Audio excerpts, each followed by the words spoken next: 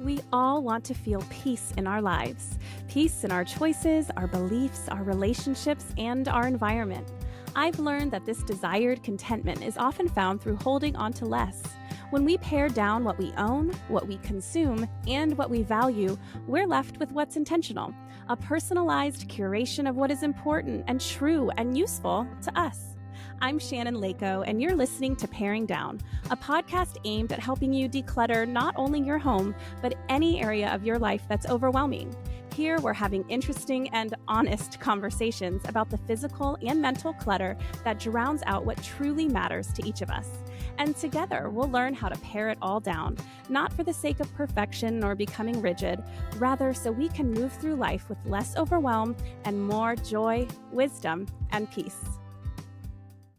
Hi, you guys. We're back. I'm so glad you're here. Every single week, I get equally excited for another episode to come out, which is probably a good sign. I mean, I think that means I'm in the right business, and I hope you are enjoying it as much as I am enjoying recording these conversations and making this podcast. We are on I think it's week 16 right now. And so that means we've been at it for a couple of months, and the growth has been incredible. The feedback has been so positive. I'm so grateful for those of you who've taken a moment to write a review. I shared this story on my Instagram, on Paring Down Podcast Instagram, and the response was beautiful. But basically, when I was on my way home from Alaska a couple of weeks ago, I went and looked at my reviews because a girlfriend had said, "Hey, I'm going to leave a review for your podcast." And I was like, "Oh, I haven't checked those. I totally forgot, honestly." And I was getting on the airplane on the runway, and I looked at the reviews, and there was this kind of weird troll review that had left me a 1 star about something that I'm positive I never have even said on the podcast, but it also wasn't even a bad thing if I had said it. This person was like, "She's too woke because she said that education is a privilege." And I was like, well, education is a privilege. And also, I've never actually said that, though. So did you listen to the correct podcast? Because I'm like 99.99% sure I've never even said that on the podcast, but it wouldn't be a bad thing if I had. But either way, it was a very bizarre thing. And as a relatively new podcast, when you get one bad rating, it can really drop your star count, because everything else was a 5, but I didn't have many because I'm new. And so I told everyone on Instagram about this, and your guys' response going on and leaving reviews in order to counteract that troll have been amazing. And if you haven't yet, it would really mean the world if you'd go on and, the leaving just the 5 stars is awesome. But if you can write a little something and be like, "She's crazy, but we love her," anyways, that goes a long way. So I just wanted to say that, to say thank you, and to let you know that it means a lot. But anyways, we're on week 16. Still new, but I feel like we're getting in a good groove. And this week's guest is somebody who I've just come to adore. It's kind of like when Elizabeth Beam came on the podcast last week. She's someone that, I had met online, and I feel like we've become real friends. That's how I feel about Jane Conroy, who is our guest today as well. She also lives in Maryland, which is next door to my home state of Virginia. And I don't know, I feel like I know her. Isn't that crazy? But anyway, let me tell you a little bit about Jane from the Simplified Home. Jane Conroy is a certified professional organizer who lives in Maryland with her husband and her 3 children. Jane has always loved organization and design, and after being introduced to the concept of minimalism in 2015, she began incorporating the idea of simplicity into her home decor and organization. In early 2023, she took a leap of faith and became a verified professional organizer. Soon after, the Simplified Home was born.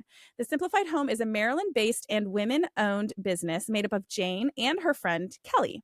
Together, they specialize in creating beautiful and functional spaces for their clients while aiming to simplify and bring peace back into their lives. I love their company. I don't know if that's the right word for it. I guess it's a company, right? But what they do, because you'll hear Jane today, and she's their organizer, like you heard, and she's so good at decluttering and really helping bring out that peace in your home. And Kelly is a designer, so they can do both that interior design aspect and organization and decluttering, which I think is the dream combination. Because listen, I love throwing stuff away, and I'm pretty decent at organizing, but decor and interior design, no, that's a completely different skill set. Anyway, I just think it's cool that they teamed up like that. But today we're going to be talking to Jane, and you're going to love her. Oh, and real quick, I wanted to tell you that starting next week, we're going to do another mini series. Remember, we did Paring Down the Holidays back in December. So since Valentine's Day is coming up, I wanted to just do a quick mini series, Paring Down Relationships. This is getting to the root of what is important in our romantic relationships, but also tackling some major questions when it comes to how do we declutter our homes and manage our homes as a team, especially if one partner is not as into it as another, like doesn't want to throw away their stuff. We all have one like kind of hoarder. I feel like the person who likes to get rid of everything marries the person who likes to keep everything, and they live happily ever after. That's at least the case in my house. So anyways, next week's guest is really special. I'll be bringing on Dr. Tracy Dalglish. She's a world-renowned psychologist and couples therapist to walk us through how to handle those tough conversations when we're decluttering alongside a partner who is resistant. So to get insight from somebody who actually knows what they're talking about when it comes to romantic relationships is the coolest. And then Aaron and I, my husband and I, will be sharing our story of what that has looked like in our own relationship. And I also am going to do a solo episode where I kind of give you just the paring down spiel of my own love life because it's quite a story, and we're paring down relationships and what's important, and I feel like I finally landed on what's important, and thank goodness I love my husband. But love stories are always interesting and fun to listen to, so I was going to share that with you as well. So that's what's coming up in the next couple of weeks on the podcast. But today we are talking to Jane, and it's going to be a conversation that is going to give you a lot of freedom and permission to live the peaceful life that you want. So let's dive into my conversation with her. Jane, I'm so happy you're here. Can you just introduce yourself to the listeners and tell everyone a little bit about what you do? Hi, yes. Thank you so much for having me. My name is Jane Conroy, and I am one of the owners of the Simplified Home. I am the professional organizer of the Simplified Home. My business partner, Kelly, who wished she could be here. I'm sorry she wasn't able to make it, but she does more of the interior styling. And our goal for our clients is just to help them have a simplified home and be able to manage it while it also looking nice and beautiful. So that's what we do. Yes. I love the combination of that, because decluttering and organizing is one thing, and then like aesthetics is another. Mm-hmm. I am very bad at aesthetics. So I love that well, you we're guys here have... to help. Yes, I love it. It's great that you guys have both of you on the team for both of those angles. So I'm curious, how did you personally get into organization as a profession? Okay, so it's kind of a long story, but organizing and design have always been passions of mine, like going back to childhood. Like I'm naturally an organized person. Like even before like the HGTV shows were on, like I absolutely loved it. When I was a child, this is so funny, but I loved Martha Stewart. My family would call me like Little Martha, and I even had like some of her books, which is Stop. I don't know what that says about me, but Were you devastated when she went to jail? Was that like a personal dark time in your life? At that point, I think I had moved on. HGTV had come out by then, and but yeah, she's I think made a comeback though. Yeah, so it's just something I've always really enjoyed. And, when it came time to apply to colleges, I really wanted to be an interior designer. Long story short, that did not pan out. And instead, I went to college to become a teacher, which I absolutely loved. I have no regrets about. I taught first grade for 11 years and just loved it. I still miss it. But, during this time, I continued to, be organized and love design, and that whole, that organizational trait that I have, it like really helped in the classroom. And, kids in particular just like thrive off of, knowing where things are in the classroom and, where the papers go and where the math tools are and so forth. So that really carried over well into that career. So then fast forward again to 2019, we had our third and I stopped working. And, we all know what the following year brought, 2020. Dun dun Um, dun. yeah, exactly. So it's always been my nature, I guess you could say, to help people, to want to help people. Like once a teacher, always a teacher.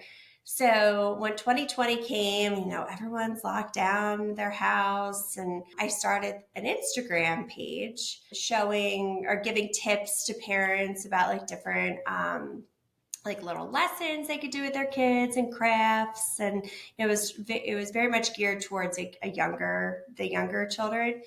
And then that developed into the journey of homeschooling my oldest. We don't homeschool anymore.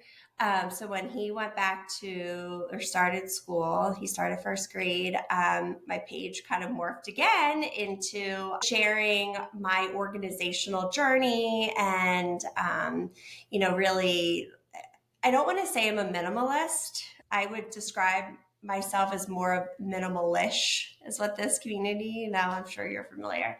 So just sharing more of that and, what that's brought to our family. And again, I just, everything I learned, I wanted to teach all these other people to help, bring peace into their lives and make their homes more manageable.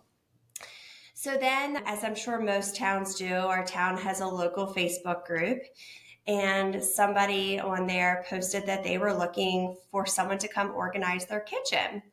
And I, get onto Facebook, and all these people have recommended me. I'm like, well, I'm not a professional organizer. So, I mean, I was very flattered, but, that's just not what I did. And so, but all these people are recommending me. I was like, I'll just sort of like take a leap of faith here. That sounds fun. If I could do it in my own home, why not somebody else's? So I ended up going to this girl's house, and we worked together to declutter and organize her space. And it turned out so well. And I had such a great time and loved it that I decided, I could do this. So before I took on any clients or started my company, I did get my certification from the American Society of Professional Organizers. So I am a certified professional organizer now. Yeah, before I knew it, the Simplified Home was born, and here we are. And voila. I just love Yeah. one of my favorite things about organizers or people who share about decluttering. Obviously, I'm not an expert. I share the tips that have worked for me.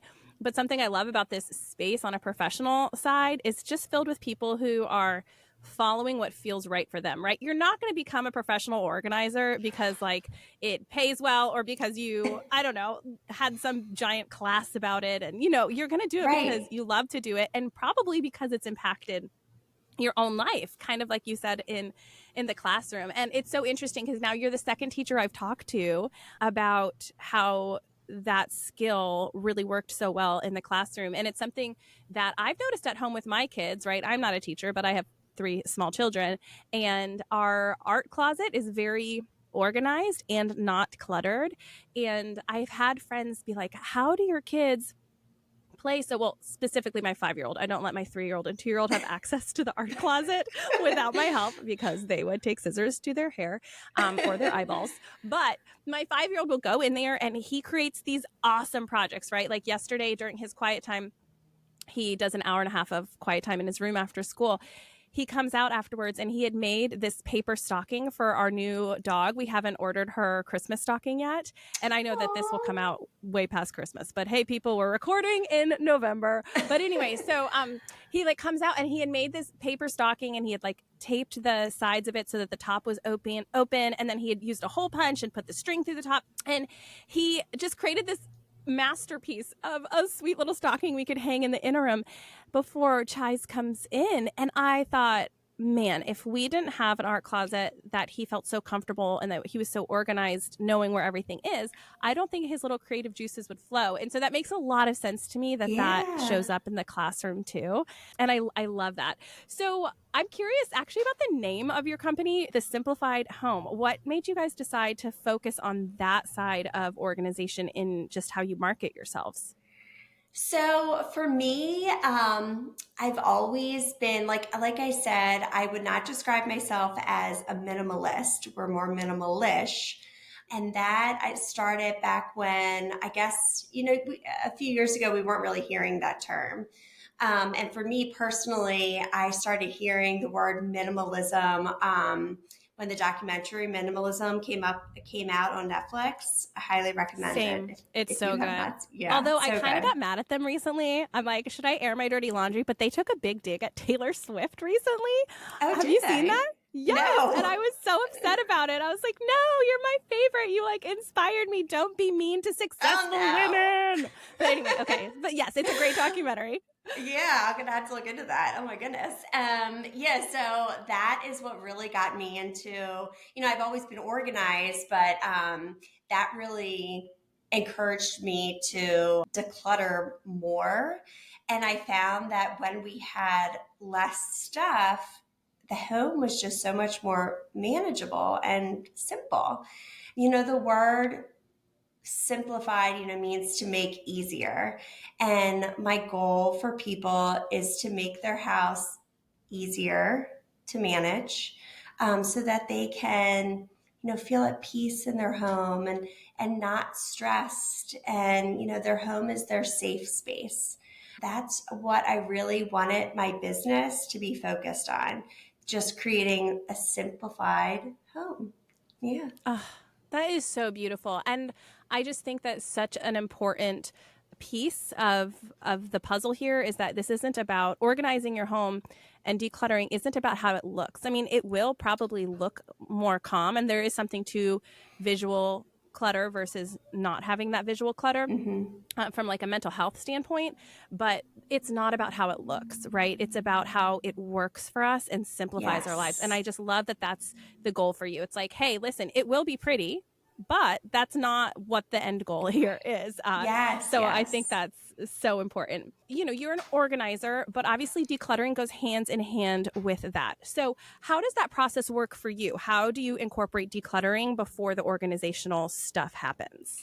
Yeah, so I tell all of my clients we can't organize until we have decluttered. Decluttering is definitely a key part to organizing. It should always be step one. So many times people will try to do this themselves, and I'm not saying people can't do it themselves, but they'll miss that part and then end up just going out and buying the baskets and just shoving all of their things into baskets. And sure, it looks pretty, but it's not really organized. It's just you just put the clutter into a pretty basket. Yeah, so when I go into a client's home, the first thing we always do is we declutter. So we set aside time to go through literally everything. Going back to like the kitchens that I've done, every single thing comes out of the drawer. You're not just like digging through the drawer, digging through the cabinet, like everything comes out. I think that that's a mistake a lot of people make when they are decluttering. They forget that step, taking everything out. So we'll take time, we go through everything, we sort everything. And then once you've decluttered and sorted things, you might realize, oh my gosh, like I have 10 pairs of scissors because I bought a new pair of scissors every time I couldn't find mine. So then we'll pare down the scissors and, or, whatever it is.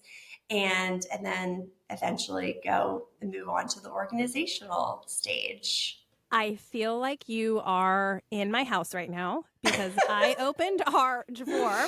That's like, it's not our junk drawer because I do have it organized, but it would be considered a junk drawer if it wasn't organized in terms of what we keep in there. And I'm like, why do we have 4 pairs of scissors? This doesn't makes sense. And I don't know why. I just, every time I open it, and I have a whole podcast about decluttering, and I haven't gotten rid of those scissors yet. I just let them annoy me every time I open the drawer. And I'm like, why do we have 4 scissors?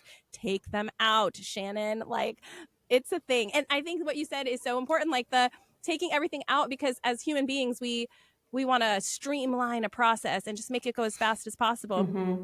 But if you don't take everything out, then you're not actually going to be able to figure out, oh, in this drawer I had 1 pair of scissors, and this drawer I had another pair of scissors. And, it like Yes. makes the sorting process so much better. And so the decluttering happens a lot easier. Yes. So when you're helping clients declutter, what do you do with that mindset of like, what if I need this later? So I will often ask those clients, well, when is the last time you used it, if ever? A lot of times things like still have tags on them or still are in bags, believe it or not. And so I'll ask them that, and they're like, well, I bought it 5 years ago. I'm like, I think it's time to let it go. Now, there are some clients that, in particular really struggle with that. And I respect that. So what I'll suggest is putting it all into a box, moving it to, your basement or garage, waiting a month or so. And then if they haven't gone to it, it's time to donate to maybe somebody who really could use it. And having that conversation too of, there's somebody out there that probably could really use this. And it's not serving you, but it could definitely, serve somebody else. And I think that helps a lot of people change their mindset on that. So many people also are worried about, well, I spent my money on this. What if I do need it again? And then, I'm having to spend more money on it. And I also encourage, so in that case, if it's something they could borrow. For example, somebody recently, I was helping them with their kitchen, and they had like a smaller air fryer and then a really big one. And I was like, okay, well, do you really need two air fryers? And she's like, well, we use the small one all the time. I'm like, great, okay, like for sure keeping that. The big one I maybe used like 2 years ago, but what if we have like a big family party again and I need it? So I, suggested to her, like, well, what, you could borrow one, maybe find somebody who does have, this and uses it all the time, and you could just go ahead and borrow theirs. So yeah, there's, different ways around that. And There are different ways around it. And I love the borrowing. I love the idea that a lot of the what if items are what if items in most people's homes, right? Like we might have like a what if ice cream maker. I don't know yes. if anyone else does, but my family has a what if micro or ice cream maker. And I love my husband, and he has made ice cream, but it's like every 3 years. Mm-hmm. And I forget if it was a podcast I was listening to or something on Instagram, but someone said that they thrift a new ice cream maker every summer when they decide it's time to make ice cream, because that's like something they can always find at the thrift store. And sometimes it is their own ice cream maker, but they're like, I'm basically paying $5 for storage at the thrift store like year Oh my round. gosh. And I come back and I get it the next summer and I've paid $5. I would rather pay $5 and have that take up like a whole shelf on my pantry, And I just thought that was such a funny thing. And it's probably so true that our what if items can often be found secondhand because they're what if items for other people. Yes. Yeah, I just thought that was really funny. And I love that you're gentle with them and you take the slow approach, like just put it aside and put a number on the amount of weeks or months that you're going to let it sit there, and not just be like, and it will sit there for all of time. Like, no, like put a number on it and have a boundary with yourself. And I'm curious, from your experience with so many people, what is the biggest reason that you have found that they just keep too much stuff in their houses? Well, as you mentioned before, that what if, what if I need it, for sure. But the biggest one I would say is guilt. Whether it's family members giving their children like lots of presents, they have the guilt of, letting it go, or whether somebody gave them something, the guilt of letting it go. And I find that so often all these people need is just permission. It's okay. It's in your home, and you can make the choice of whether, it's serving you or not. And again, having that conversation of maybe it could bless somebody else. So guilt is definitely a big one. And also sentimental items. A lot of people, especially when it comes to their children's things, want to keep. I was helping a woman several months ago, I think she's kept every single piece of artwork her three children have ever made. And it's so sweet. And, like, I trust me, like, I get it. Like, you just like cherish those things that come home from school and things they've made. But it's important to, really decide what is meaningful and what you want to hang on to, because you can't hang on to every single thing that comes through your door. Right. That's the thing, is you can't. It's just not reasonable. And our little soft hearts want to so bad. But we have to sometimes just put our foot down with ourselves. It could be a gentle foot, but be like, I just can't keep it all. And when it comes to artwork for my kids right now, they just get so much, sent home from school. And the way I look at it is, if I opened this in a box of like my mom's sentimental items from when I was 5, is this something that I would think is kind of cute and cool? And if it's not, then I just don't hold on to it. I mean, I might hold on to something that would require a story, right? Like Anders is obsessed with hammerhead sharks, and he makes these great hammerhead shark drawings, and he'll cut them out and tape them all over the walls. And I love it. It makes me so happy. So I kept one of those.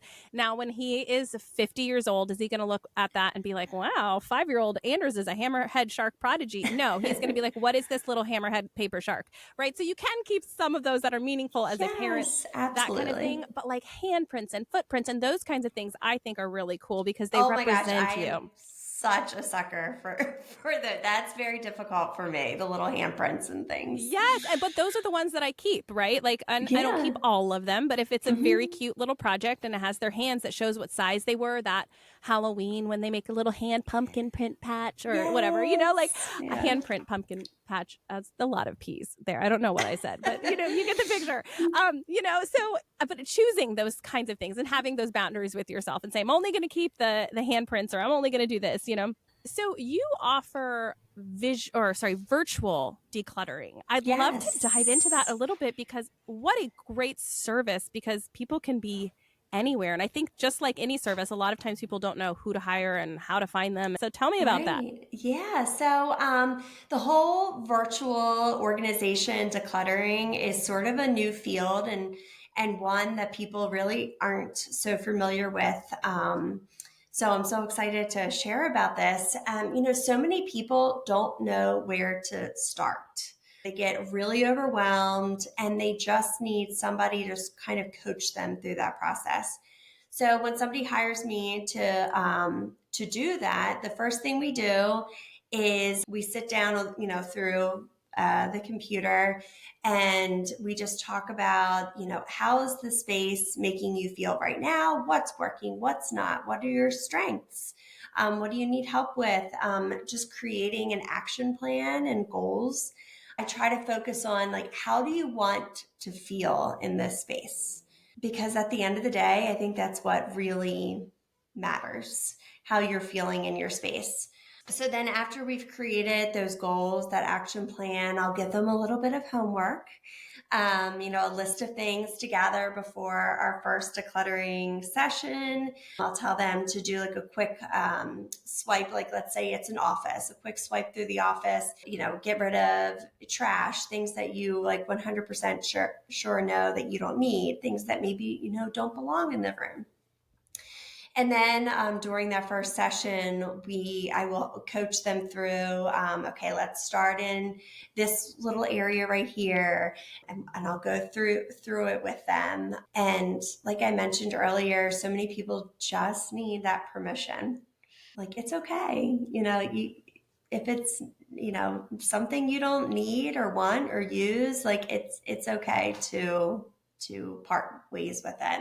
And I'll help them sort. I teach them to, have a box for things to donate or sell, a box for belongs somewhere else in the house, a box for, obviously the keep box. And then once everything has been sorted through, and I will do hour increments. I have found that people kind of get overwhelmed after about an hour doing it that way. So it's best to just stick to an hour. Clients will be motivated though a lot of times and like just keep doing it. And I'll see like, huge progress once I come back, which is so awesome. Yeah, but once that decluttering phase is over, we'll talk about products that work for them. And then I'll help them, decide where things go and how to organize them and so forth. That's amazing because you're so right. I mean, as it's interesting because we are all, independent and autonomous human beings and we're adults, so we can like make our own decisions. And yet, there is this side of us that when we're making such a huge change to our lifestyle, we need someone who's done it before, who's been Mm-hmm. there, who has the experience to say like, hey, you're going to be okay and it is okay to do this. And I feel like a lot of times our inner turmoil comes from not sharing an experience that's difficult with somebody else, with somebody who can help us. And Yes. that can go for any area of life. Not to get too off track, but it reminds me even of when I had a newborn and I was struggling. My husband was out to sea, so I was by myself. I had this Oh my 5-week old gosh. who didn't sleep. And, with your first, you don't know anything. And you just Yes. feel like, is this going to be forever? Like I sleep 45-minute increments 3 times a night. So like 2 hours and 15 minutes total a night was what I was getting. He wasn't sleeping.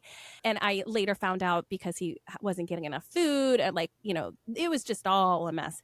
And Aaron's gone and I'm losing my mind. And I was staying at my parents' house because of course, I just like couldn't manage myself or my sweet little baby. But there were a lot of difficult things, right? Because you need your own space when you have a newborn too, right? Mm-hmm. And so finally Aaron was like, hey, I'm sending my buddy's wife, you've never met her before, I'm sending her over to the house and she just wants to talk to you.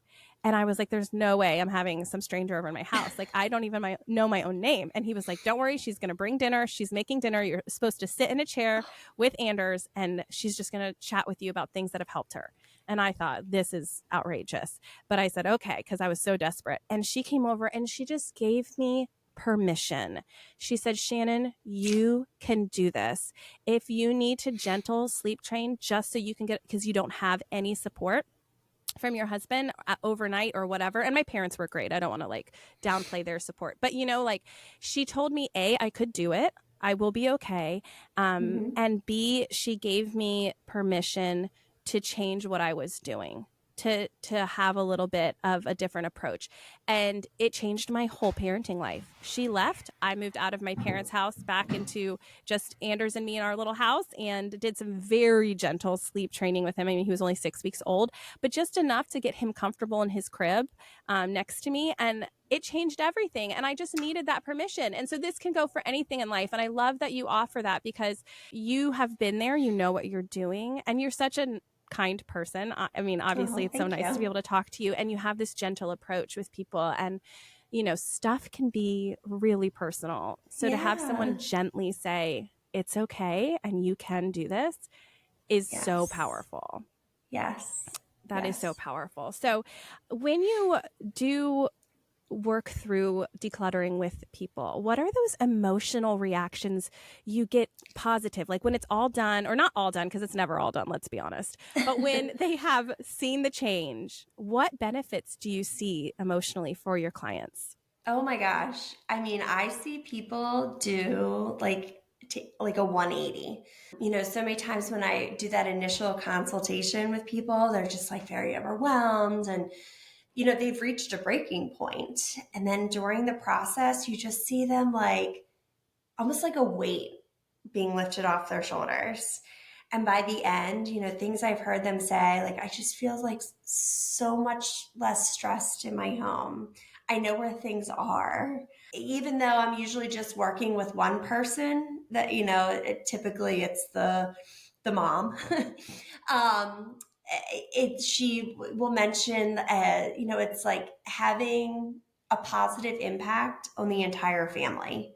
My kids have a system now of where things go. My husband, is happy that he, can find the paper that he needs. Everyone's just calmer and at peace, and it brings them joy, and which then brings me so much joy. Like, I just love it so much.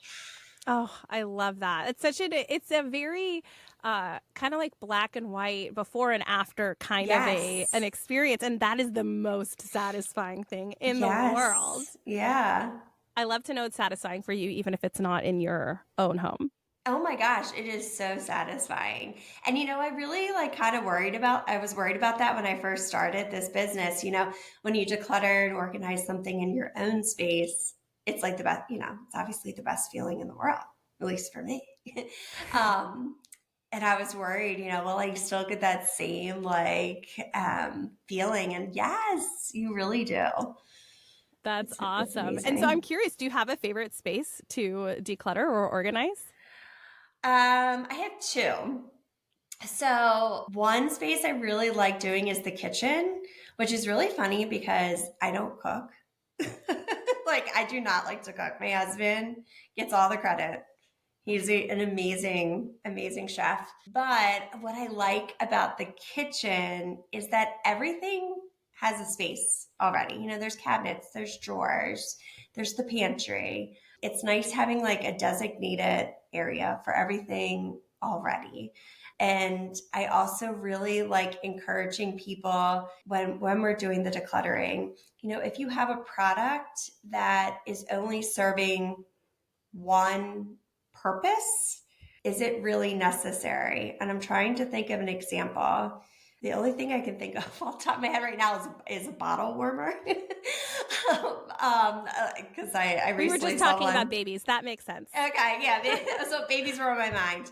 And I'm like, well, you obviously keep the bottle warmer, or what I did is I would just, nuke it in a cup of warm water, or and it works just as fine. And that cup can also be your drinking glass. And so products that I love encouraging people to pare down that way also. So yeah, so kitchens are great, but I also really love doing playrooms, kid spaces. The teacher in me, kids are sort of my specialty, and I have found and researched all these things about kids and their toys, and kids just do so much better with less. And I just love sharing those facts and statistics with my clients when it comes to children's spaces. And yeah, I just really enjoy that. I love it. And for the sake of this kind of theme of giving permission, what would you say directly to any listeners who are like, oh my gosh, my kids have so many things, but I feel guilty getting rid of them. And I don't know where to begin with my kids' stuff. Like, what kind of permission can you give them to kind of get rid of some of these toys for their kids? Yeah. So with our own children, we talk to them a lot about donations and giving to children in need. My kids now, we've talked about it so often that my kids now will say, I don't really play with this stuffy anymore. I want to give it to a kid that doesn't have any stuffies. Now, don't get me wrong; they are still, very territorial of certain things. They are kids, they are human, but when it comes to children's things, kids will play more when they have less. Kids get very overwhelmed when there's lots of choices, and then naturally they just kind of shut down and are bored. So, hearing that, I think, helps parents too realize, my child really doesn't need these things anymore. They haven't played with them in several months. They're more than likely not going to play with them again. I also really encourage parents, and this is kind of going off track a little bit from the organization. This is going back to my early childhood roots. To keep the toys that promote creativity. I saw this really cool thing on Facebook the other day, and it was comparing a toy cookie to like a little. I actually think they call them cookies too, like the little tree chopped up pieces. Oh, I, yeah, yeah, yeah. Mm-hmm. yeah, I can't, there's I probably a don't better know. term, but it was like the plastic cookie is a cookie, But the tree cookie thing can be a pancake. It can be a cookie. It can be a plate. It can be like all these things.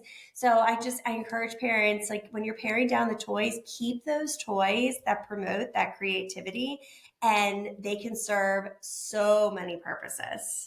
I think I just said this on maybe a different episode, but I don't have a ton of food for our toy kitchen. They do love their toy kitchen, and we have some food. But if they need more, they go grab their Duplos, and a red one becomes a strawberry, and a green one becomes an avocado, and they don't need the literal thing in front of them to be creative. And really, what a gift we're giving our kids by doing that, because you're promoting that creativity. Yes, it's a good parenting skill. It's so great. And, I think a big piece of this permission too that I'd love to add is that we can include our children in decluttering. I'm a big fan of doing that, especially once they're maybe 3 and older. Like my 2-year-old, I don't have to feel guilty about taking a toy that he plays with once in a while, but mostly he just throws. Like, does he play with it? Sure, he does, but not in the way that I want him to, in the sense that it's like, dangerous or scratching up our floors, and just take it away. And they might notice it and say, "Where's this?" And you just say, "Oh no, it's all gone. I don't know where it is." And it is what it is, right? They're 2. Like, they're going to be fine. You're not scarring them. I think once they get a little older and they get more attached to things, including them, especially when it comes to things they're more attached to, is important. Absolutely. Like, I declutter sometimes, pieces of food from their kitchen without talking to them, because if they ask, it'll be like, "Listen, the dog ate most of it, and it needed to go," it's fine. "Where's my little rubber ducky? You guys hadn't touched it in a long time. I know mommy usually includes you, but that one, it was gross. It had mold in it. Bye." Right? So I can kind of reasonably tell them when I declutter without them. There's a balance. But the permission aspect here that I want to offer people is that even when you are working with your kids to declutter, that doesn't mean that they get the rule of the roost. The roost, is that how that phrase goes? You know what I mean? They are not in charge. You still are the parent, and we want to respect them. They don't rule the roost. Rule the roost. Oh my gosh, I'm so embarrassing. But anyway, so, they might be uncomfortable. The idea of including our kids with decluttering isn't that they get to make every single choice. We want to say yes as much as possible. But if they are uncomfortable or disappointed, it's okay. The idea is that you're walking them through those emotions and saying, "Why do you feel this way? Who can we possibly give this to? What's a compromise we can come up with together?" It's letting them know you respect them, but also you are the parent. And it is okay if your kids are uncomfortable getting rid of some things. That is part of life. And that is going to be a really great lesson for them to have in the long run too. So I just want to give parents permission. It is okay if your kids aren't like perfectly happy every second of decluttering, Okay, for the sake of time, I'm just going to ask you one more question before I get to the 2 fun questions I ask everyone at the end. And that is, what is just your biggest tip for someone who is starting their simplifying journey in their home? Definitely to start small. I always recommend, don't look at the whole house. Focus on one little area. Start with a countertop, a drawer, a cabinet, a closet, something small, and go from there. Don't start in the garage. Like most Americans have very messy garages. I can honestly say mine is not looking too great right now myself. So just start small and really focus on how are you going to feel when this is all over. And also remember that it's a marathon. It is not a sprint. Recently, leading up to Christmas, not to like throw shade on other people on Instagram, but I've seen a lot of people doing like decluttering challenges, like declutter your whole house before Christmas. And while maybe like for somebody like you or I that have already, decluttered our homes, that whole idea, like, getting rid of a lot of things before Christmas might work. For Most people, it's not. Like, you're just going to feel overwhelmed and you're going to shut down and then not get anything done. It's a marathon, not a sprint. And, just focus on one little area at a time.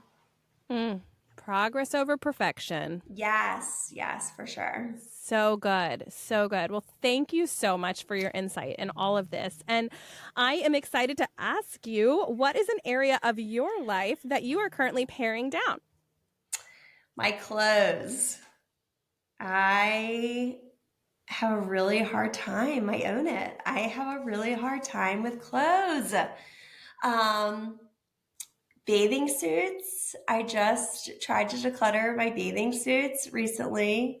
I forget how many I had in total, but I got rid of like 20 some, and I still have way too many. Isn't that so embarrassing? It's not embarrassing. It's just life. And as women, I think I saw you mention this too on your Instagram story when you were getting rid of the bathing suits. Like, as women too, we fluctuate our weight and our style changes, and what's practical changes when you have kids versus when you don't. And if you go on vacation with your husband, you're probably wearing a different suit than when you were with the kids at the swim class. I get it. Absolutely. Yes. That's a good one. And I really had to think about, okay, I need to give myself permission. Like, I'm going to get rid of this. And if one day I do fit into that size again, I'm going to go out and I'm going to buy myself a new one. I had to do that recently too. I was like, Shannon, really? Why are you holding on to your honeymoon bikinis? Like, it's fine. Like, if you ever get to that size again, which it doesn't matter if you do or you don't, but if you happen to, like, they will make pretty bathing suits at that time in your life. So, okay. And what is something that you look forward to in your life right now? Something you're looking forward to? I can't remember when this is going to debut, this podcast, but I'm really looking forward to going to New Orleans for Thanksgiving. My husband's family, he has family there. And the last time we got to visit was February 2020 for Mardi Gras. Oh my gosh. So it's been 3 years, more than that. It was right before the world shut down. Right. Piper, our daughter, our youngest, was, I don't know, like 6 months old. His cousins had another baby since then. So we're so excited. We're so excited to go down there, and the kids are so excited, and yeah. I'm so happy for you. That's going to be awesome. Okay, Jane. Well, where can everyone follow along online and hire you for a virtual decluttering session? Let us know where we can find you. Yeah, so my Instagram is at the simplified.home. Our website is the simplifiedhomellc.com.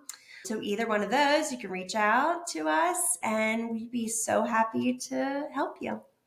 Love it. And I will make sure that all of that information is in the show notes so everyone can just go click on the link that they want to follow. And thank you so much, Jane, for having you. It's been such a pleasure. Thank you for having me. It's been fun. You just listened to an episode of Paring Down with me, Shannon Leyko. If you enjoyed the show, it would mean the world if you can leave a review wherever you listen and share this episode with a friend. Those reviews really are what keeps a podcast on its feet for the long haul, and I will read every single one with a huge smile on my face, so thank you ahead of time. If you're watching on YouTube, don't forget to hit subscribe. Also, be sure to follow along on Instagram at Paring Down Podcast, where I offer lots of tips and inspiration for paring down, along with what's new here on the podcast. Till next time.